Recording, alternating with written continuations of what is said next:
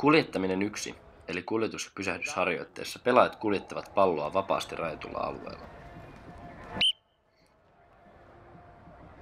Valmentajan merkistä pelaaja pysäyttää pallon käyttäen jalan jalkapohjaa ja lähtee uudelleen liikkeelle valmentajan toisesta merkistä. Harjoite voidaan tehdä myös käyttämällä pallon pysäyttämiseen jalan sisäsyrjää jalkapohjan sijaan.